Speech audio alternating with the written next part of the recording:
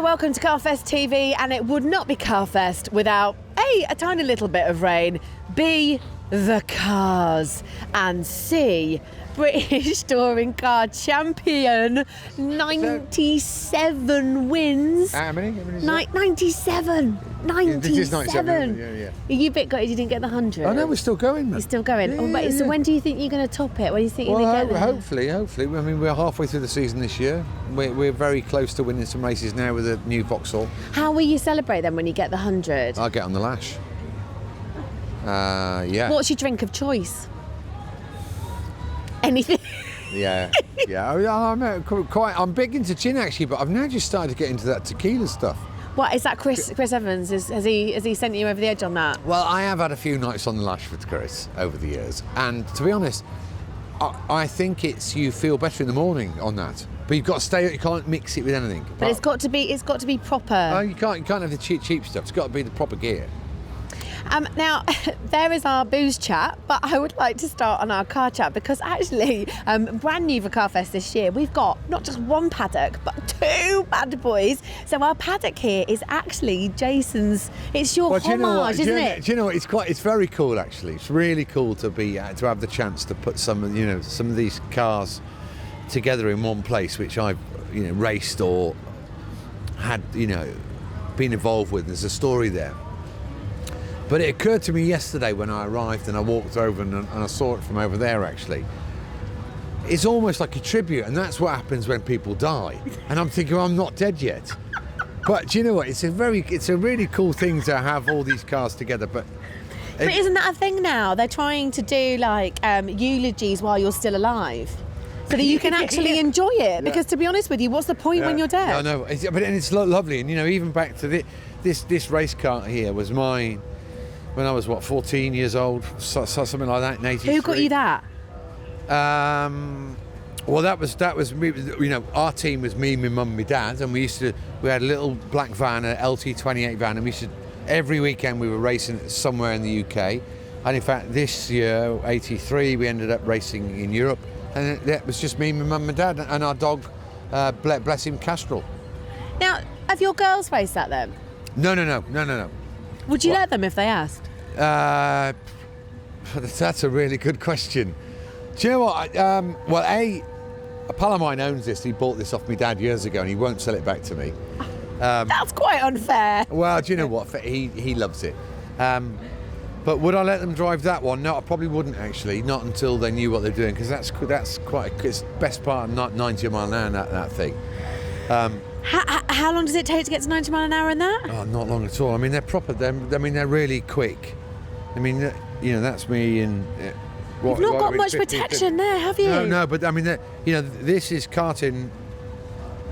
And it's proper level, and the level of competition in this is enormous. If you can win in these things at proper competitions, national and international level, you can win in anything. What inspired you first of all to start it? Was it your mum and dad? Did they push you in that direction, or did something spark off when you were younger? I mean, my dad was in the motor trade, so he was a car dealer. So I was always around cars and always loved cars as a kid. And I was, what would I have been, 11-ish, 12. My old man, someone owed him a few £100. Wouldn't pay him, or didn't have the cash. But they had a racing car, so he said, look, I'll have that then instead. And my dad used to drive around the petrol pumps on a Sunday when the garage was shut. And then I said, come on, Dad, can I have a go? And then we found his mate had a time car auctions, and obviously they've got massive car parks. So, most evenings we'll be up thrashing around the car park, and that was it. We were off, and it was our thing. And I didn't go on school holiday trips type thing. We didn't have summer holidays. We made massive sacrifice because that's what we love to do. It was literally, my mum would look after, my the sandwiches, my chief mechanic and engineer, my dad, me the driver, and our little team would go around every weekend up and down the UK, competing and racing, and sleeping in the front of the van on a foam mattress which we had made, piece of foam, cut the sides with a sheet over it. Yeah, but how cool is that, right? Because now, families don't spend enough time together. Like, there's too much stuff going on. They're so heightened with like technology, and actually, that's such a beautiful thing to have all those memories with your mum and dad. It was great, and I remember it really fondly, actually. And we're still keeping contact with some of our, contemporaries from those years. There was, one family in particular. My mum and dad they're very close friends. So it's cool. Now listen, come on, these lot want to see the rest of the cars. So you've got your kart here where you started off 90 miles an hour, very quick. Right, okay, so moving on, Laguna. Well, this is a 98 Williams Renault Laguna. The 97 car was an amazing car. 97 was my first year, and the whole Williams story for me is really what made me as a driver, really, because prior to 97 I was in Renault Spiders, and the winner of that championship, the prize, was a test with Williams, and it was a big sideways or backwards step for me to do Renault Spiders. My single-seated career had fallen over because I didn't have enough money to try and get to F1. So anyway, to cut a long story short, I did the test, it went well. I was thinking that maybe there's a chance in the race team. Had an interview with Frank and Patrick. Got a letter saying, look, there's no drive. You couldn't have done any better. We're giving it needs to be someone that's got profile. We've got 2 Formula 1 drivers. Anyway. 2 weeks later, I woke up full of hell. I was like, I'm not having this. So I went down and went to doorstop Frank and bang on his desk and beg and plead for a chance that he shouldn't take a failed F1 driver. He should. To cut a very long story short, that happened. I waited outside in the car park for him for 3 hours, hijacked him. He gave me five minutes of his time, and I left there thinking, right, I've done everything I can do. If it doesn't work, it doesn't work. Got a phone call a week later saying, right, we're doing a test between you and 2 ex-F1 drivers, fastest man gets a job. Here we are.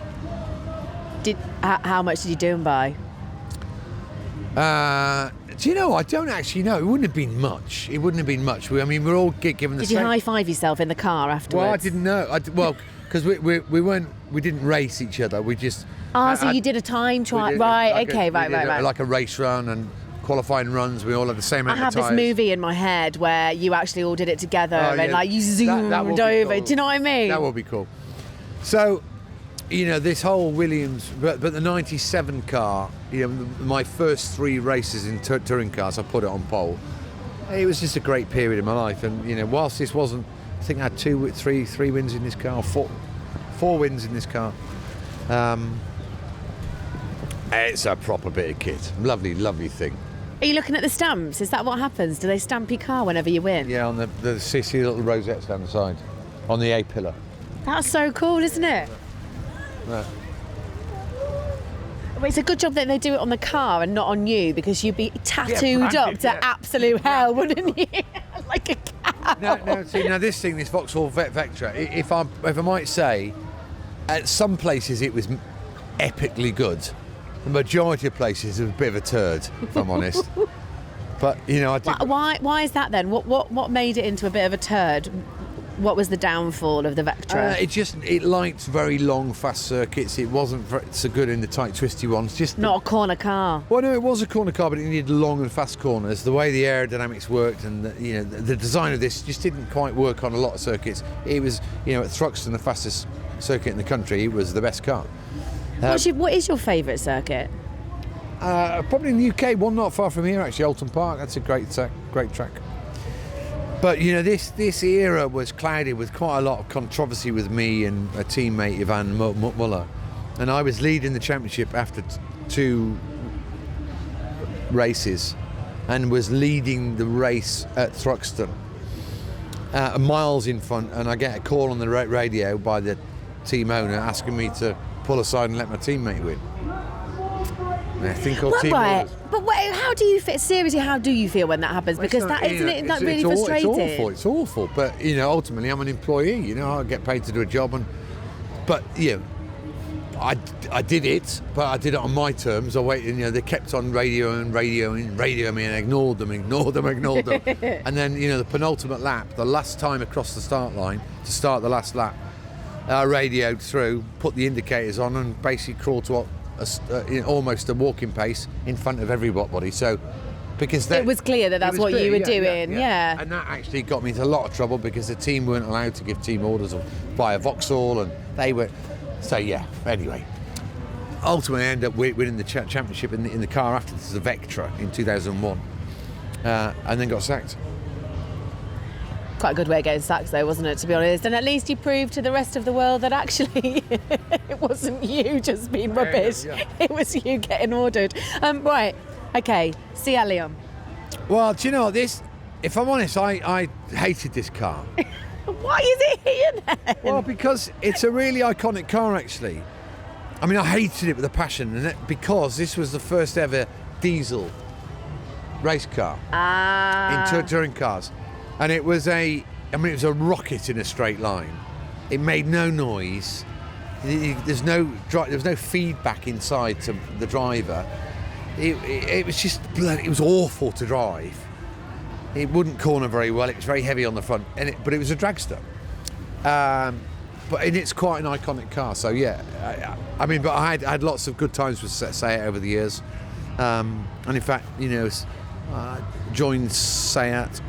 Had a year out after being sacked by Vauxhall for causing trouble. And when I came back with Seat, and we'd put together a really great program over the years. And I think I was with them for about 5 years. Is it a little bit like when the bad times, actually you remember them, they're really bad at the time, but you actually remember them more fondly because they teach you the biggest lessons, don't they? You need light and shade, and my autobiography comes out in September, and lots of stuff in there is about just the stupid stuff I've done, which has either been wrong or, I've shot myself in the foot.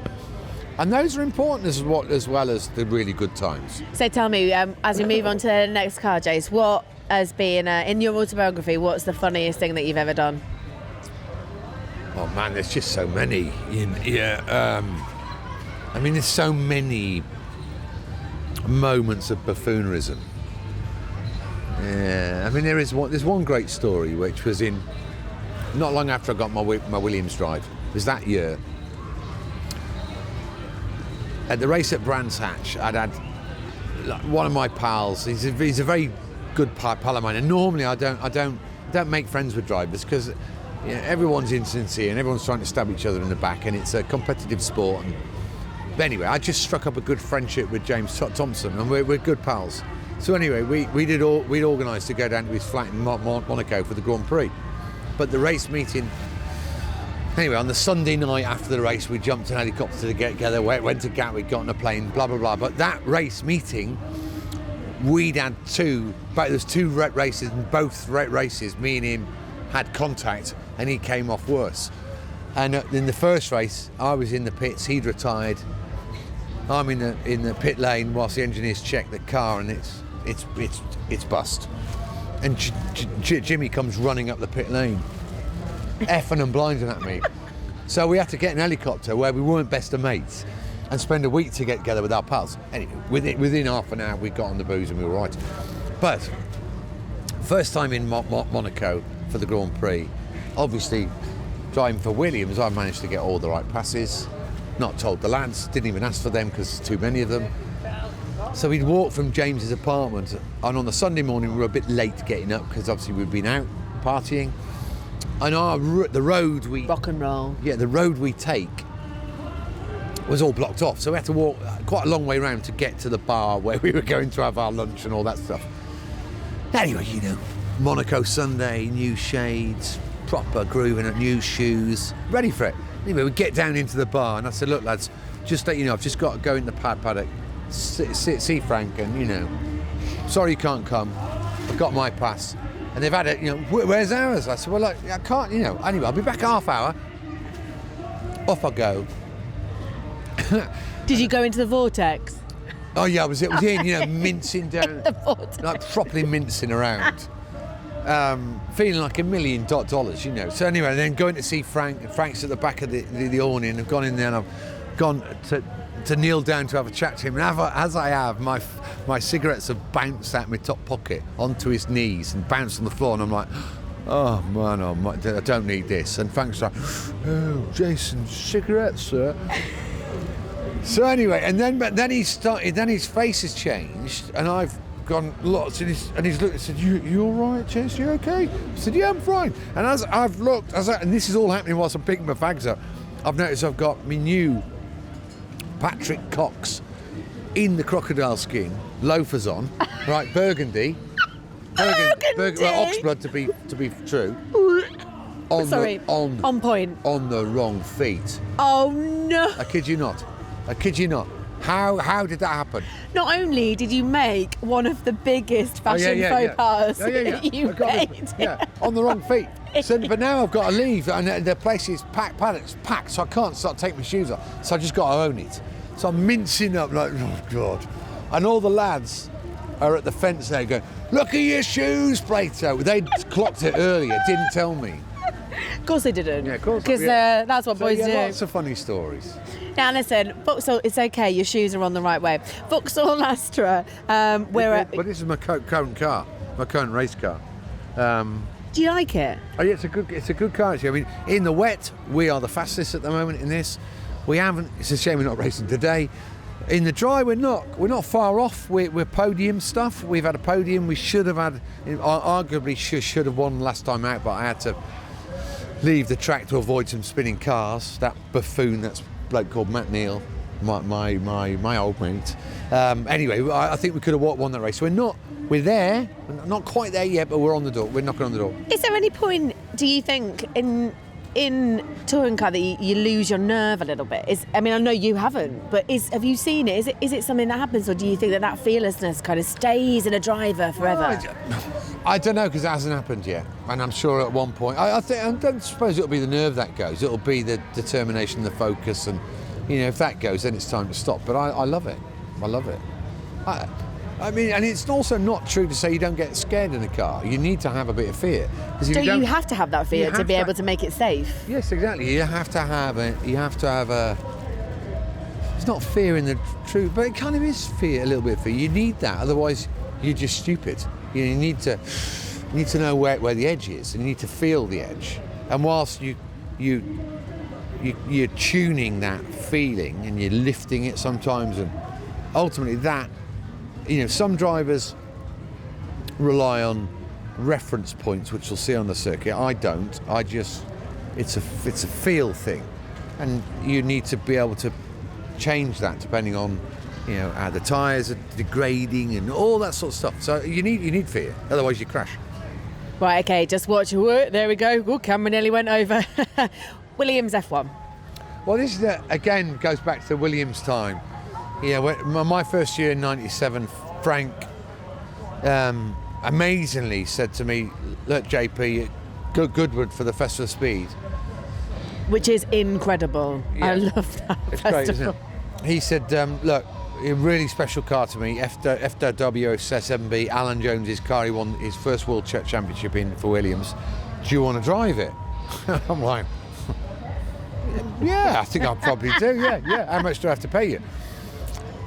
Anyway, and one thing she said... How much did you have to pay it? I didn't have to pay anything. In fact, I got paid. Yeah, I was going to say. Do you know what I did? I put an invoice in for that event because it was outside my contract, and I got paid. How cool is that? But one of the things he said was, look, it's a skirt car. Jason, please, no donuts. All right, Frank, no, trust me, no donuts. Anyway, I got carried away. And I did loads of donuts, and then was called in to see him got a phone call on the Monday. Jason, need you in the office in half an hour. Well, I'm at home. It's going to take half an hour. Anyway, I got right rollicking. But then at the end of the rollicking, he turned around and said, "But it did look good on telly, though." You know what I mean? But I did get a proper rollicking. Can I ask a really stupid question? Sorry, everybody that's watching. But why is that bad? Why is a donut in an F1 car with a skirt bad? I don't know the answer to that question. So if you come around here, and these skirts they've been lifted under here back in the day.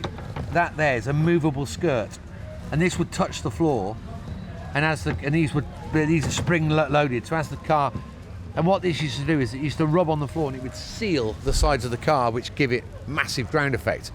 Problem is, if you go sideways, you rip the skirts off, and it's a priceless bit of kit. So Jason got rollocked for ripping a skirt off. Yeah, but not the first time actually. Right, okay, 1965 Ford GT40. This is an interesting car. I think the GT40 is one of the most beautiful, sexiest, horniest looking cars that's ever been made. It is pretty fit. It's lush, isn't it? And my mate's just bought this car. How much? I can't tell you. Oh, come on. We're going to race it at some point soon. Oh, James Martin. Of course it's James Martin's Vortex. So we're going to race. Is he taking it on the track this weekend? No, you're not. No, he will do if it's dry, but if it's wet, he won't. In fact, the bugger won't let me drive it yet. Well, I know I'd get that. It's his new thing.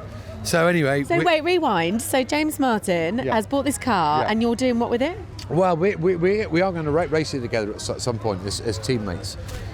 Yeah, we haven't quite decided where. Maybe Spa 6 hours or. Have you raced together before? Yeah, we have. Yeah, in a couple of times actually. Yeah, Goodwood Revival. Is he good? Do you know what? He's not bad. Yeah, he's not bad. I mean, he's as good at driving as I am cooking a lobster thermidor. I'm not sure how good a driver that makes him. Right, never tasted your thermidor, to be honest. Yeah, you probably might not want to. Yeah. Right, okay, last but not least. Well, this is interesting, this car. I think this is a fitter car, actually. I like this more. Do you? I just love. It's like beautifully odd. Yeah, it is. Well, the reason it's here is because the car we was meant to be here, we couldn't get. Right? So it's a standard. So it's a sub car. It's a sub car, but the car we wanted to get was a 1985 TWR V12 XJS Jag. And the reason why that's important is in my summer holidays, I was sponsored by TWR as a kid in karting, but in my summer holidays, I used to go and work with the race team. And I would be a gopher, I'd make tea and coffee and put the pit board out and stuff. And the car in question was driven by Wyn Percy and Chuck Nicholson. Well, that was the car I worked on as a kid, and I would have cleaned and polished and fettled and, did up nuts and all those sorts of things on that car. So that would have been really nice for it to be here. Yeah, really cool. But unfortunately, the new owner decided he didn't want us to come. So the reason why we got that car was, A, it was available, right? And B, I did the first TV review of Pagani for Fifth Gear years ago. And it was one of my first gigs with them. And we went to Italy, went to the headquarters of Pagani, met Horatio, and spent quite a long time out there and just watching how they make this thing and then driving it. It's just a special bit of kit, this.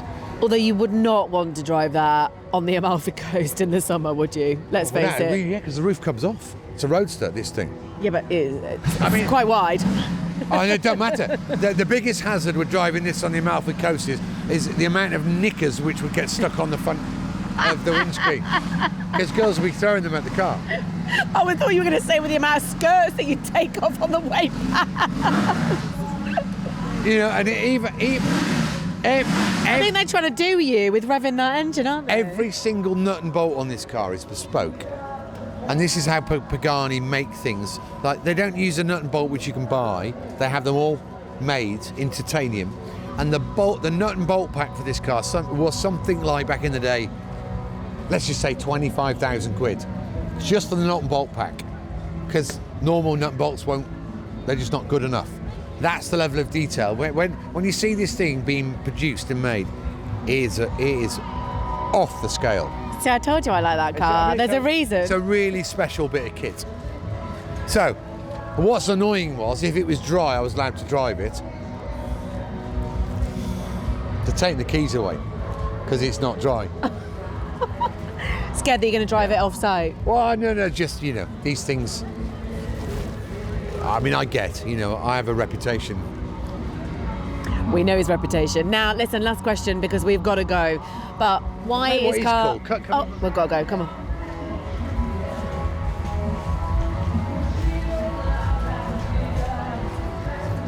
Oh, you want to plug your book? No, I just want you. Look at that handsome man on that board. Look, I'll do the look. Look, I'll do the look. Is it your blue steel look? Yeah, too right it is. Yeah, it's quite good though, isn't it? So, your top tip for how not to become a professional race driver? One. Give me one. Well, one, and this is true. And have you ever seen that film Sliding Doors? Yep. Where a split moment in life, you make a decision and it could go either way. Well, back in '98, it was coming out of London on a Sunday morning, off to go and do some PR for Renault. I was in my team kit. I was going down the Brompton Road. I was tuning the stereo or something like that. And had I gone for one more radio press to find one more station, I would have killed Bernie Eccleston. Because I looked up and Bernie was walking onto a zebra crossing and I jammed on the brakes and just stopped. And another second, I would have hit him at 30 mile an hour and that would have killed him. So the moral of that story is, make sure Bernie's not around on a Sunday morning, or the most important man in the world of motorsport ever, and don't tune your stereo. Keep your eyes on the road. But true story. And another one, which is a very similar thing, that's coming out of London. And I was going down towards the West Country, Ringwood, somewhere around about there, and I was going to a Renault dealer to do an event. And it was quite early on a Sunday morning. It was like, I would think it was about 7:30. I'm on the road. I'm going down the M3, and the next thing, there's a bit of traffic on the road, and I'm doing, 90. Shouldn't do 90 on a motorway, but it's something like that. And the next thing, I've noticed in my mirror, it's on my Range Rover, big flashes. Like flash, flash, flash, and it's right at the back of me. I'm like, hold on, I'm overtaking someone, and he won't go away. So I brake tested him and hit the brakes. And anyway, he backs right off like this would do. You also shouldn't do that either. Shouldn't do that either. So don't do that. No. This is not a good story, Jay. No, but this is a great story. That bit's a bad bit. But the best bit is then the guy behind obviously sees that I'm not overtaking soon, so he starts, and I'm like, okay, whatever. So I pulled in, and as he came past, I've got the body ready, the mind ready to give the big bird right out the passenger window. Which is this kid. Yeah. The middle, a the sign. The one that your mum gives when she's upset. And anyway, as I've executed it, and the words have come out of my mouth like, naughty boy. I've spotted something a bit odd in the passenger seat. It was Prince Charles. I hope you gave him the bird. Later, well, that's me OBE gone, isn't it? Seconds later, these police outriders had me on the side of the road, out sprayed on the bonnet. Yeah. He Funny wasn't things to which know. happen to you. Now, So that's all sort of stuff which is in the book. Out September 19. Last question. Why CarFest? Do you know, I've been coming to CarFest for years, and I'll tell you why CarFest. A, there's some petrol around, which is always good. But it's a festival like no other way. It's just it's got a really chilled family atmosphere. It's relaxed. Everyone's just having a good time, and it's great. And for me, there's like-minded individuals. Everyone's into cars and automotive and racing here. It's a perfect festival for me.